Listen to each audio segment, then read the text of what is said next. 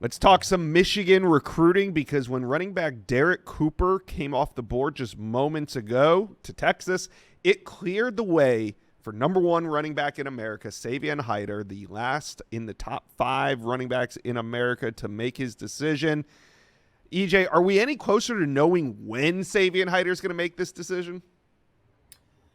Savion said he's going to announce a date soon. I would expect that to actually come soon. Savion, as anybody who follows his recruitment knows, doesn't like to talk very much. Not a huge social media guy, not a big self promoter. Very quiet kid from an extremely small town.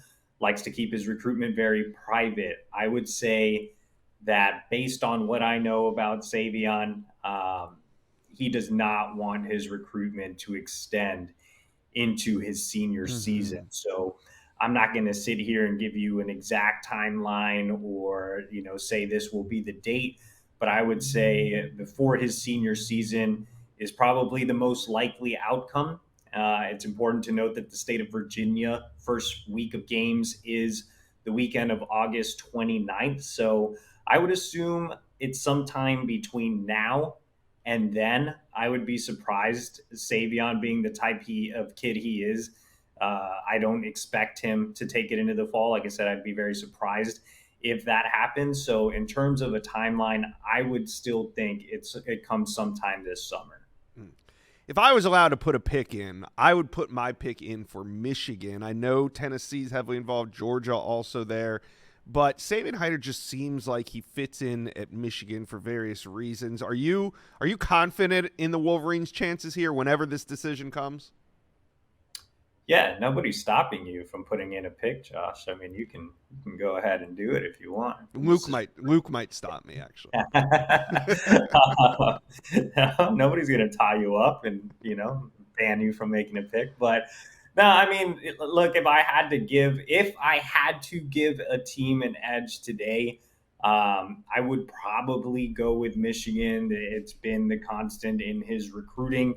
I think that the Wolverines have checked all the boxes for Savion in terms of on the field, off the field. He cold fit at Michigan. When you think about Michigan, you think about that blue collar, hardworking mentality, not a lot of flash, but a ton of grit. And that's what Savon Haidider brings to the table. He's a prospect who, again, works in darkness. He's a kid who is the number one running back for a reason, but you Mm-hmm. wouldn't expect it maybe from his social media following. But yeah, I think he likes what Michigan has to offer from a culture perspective. And even though NIL is going to be a factor for any 5-star recruit, I think relationships still matter in recruiting, especially if NIL is close. And I think Tony Alford has done a fantastic job of recruiting Savion, his family, those around this recruitment. Alford has been recruiting Savion for years now, dating back to his time at Ohio State. So, yeah, I mean, there isn't really anything else Michigan can do right now. It's kind of wait and see as Savion continues to have discussions with his family and those close to him. I think it's still a really tight battle with Tennessee. I could see it going Tennessee's way, but like I said, if you were to ask me to put in a pick today, if I had to do it, I'd probably go with Michigan. Yeah, Michigan would be my pick if I were to put a pick in, which I'm not. But if I did, Just to make it clear. all right.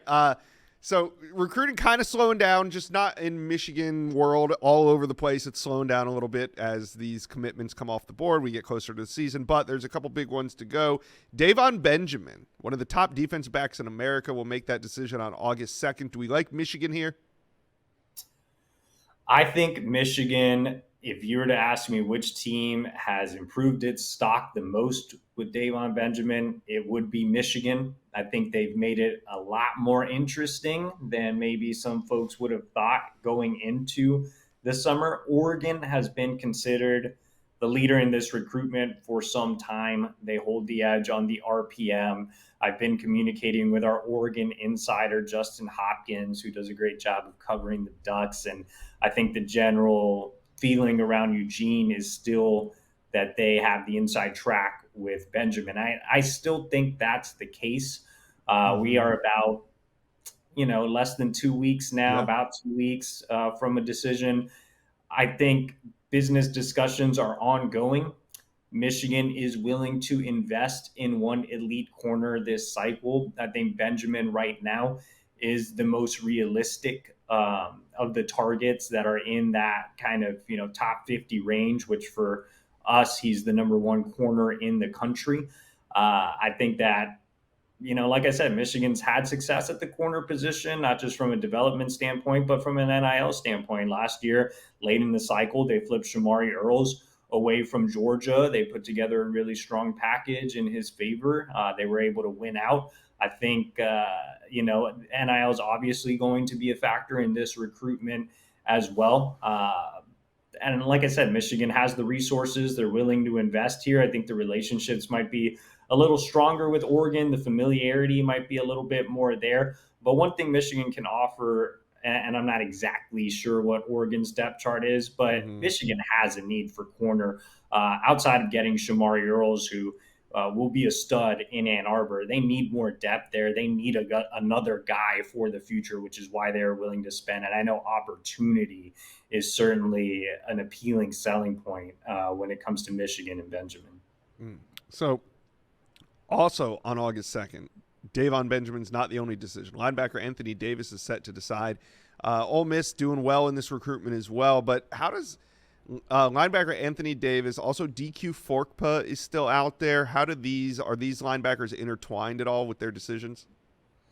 Not really. Forkpa is going to take his decision into the fall. I think Michigan would make room for both linebackers, a big need this cycle, but you'll have the Davis decision before you have the Forkpa decision, and then they'll be able to make a move from there if they are fortunate enough to land Davis. Now, Davis, the recruitment shares some similarities with Benjamin in the sense that, same thing, if you were to ask me which team has improved its stock the most recently, it's Michigan. Mm-hmm. But there's a team right now, again, a couple weeks to go before the decision, that probably has the slight edge, and that's Ole Miss, which again has been a constant in his recruitment. The relationships are there, etc. But kind of the same thing as Benjamin. They've improved their stock. I think that Michigan might not value the linebacker position as much as maybe some other blue blood programs from an NIL perspective, but they are willing to negotiate and spend some there. I think they would put together a competitive package for Anthony Davis as well as DQ Forkpa in the fall if they miss out on Davis. Mm-hmm. But I think there's still a little bit of work to do. Can Michigan pull it out? Definitely. Will they put it out? I'm not close to putting in a pick. Like I said, I'd still give Ole Miss the slight edge, but Michigan just has a good track record for being able to come from behind and win recruitment. So it's very possible they can win one of Benjamin or Davis on August 2nd. And Forkpa is a very realistic option in the fall as well. They have a strong working relationship with his agent, Cliff Hill, who also represented Nathaniel Wusu Boateng, who was a four-star linebacker last cycle who committed to Michigan on National Signing Day. So I think that relationship certainly helps there as well. All right. So we know Texas is eyeing Michigan offensive tackle recruit Malachi Lee. They're going to try to flip him. We talked to Justin Wells on this channel about him a lot. But I wanted to ask you, who would Michigan like a second shot at? Meaning, who are some guys that they're going to eye down when the season rolls around to flip? Just quick note, I know Justin probably soothed your ears with his little Texas twang, but Michigan is going to do whatever it takes to keep Malachi Lee in the class. Hey, they already beat Texas on him once. I mean, Hey, exactly. In terms of who they would like to flip, right now there are no true flip targets out there in terms of, guys that I feel like, hey, there's some legitimate legs to this. Yeah. They just flipped Jordan Deck away from Baylor.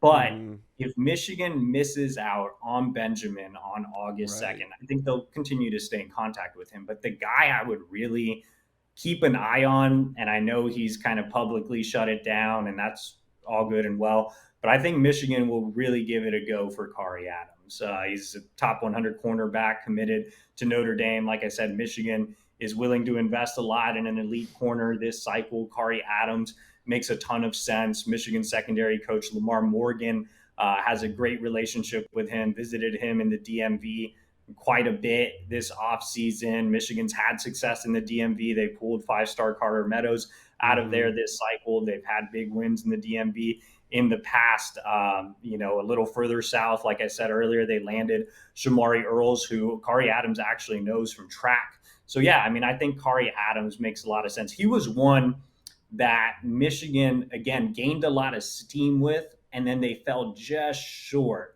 when it came, like they just ran out of time to win that recruitment. I think that it's still a long way to go until signing day, right? You ran out of time maybe now, but there's still time left on the clock. You just have to work it the right way. We've seen it before. All right. Michigan sitting at number 10. I noticed that Notre Dame currently sitting at 3. Both are recruiting really well this offseason. So since I got you here, the last thing I want to ask you, just in your professional opinion, do you think Michigan or Notre Dame finishes higher in the recruiting rankings when it's all said and done? Well, I don't want to sound too churlish, but I do think that Notre Dame always loads up early and then they lose recruits. It's kind of a tradition for the Irish to load up, rise in the rankings, cheer their offseason. They go into the season, they win nothing of consequence. They haven't won a national championship since I really don't know when. Maybe since my great-great-grandfather was alive.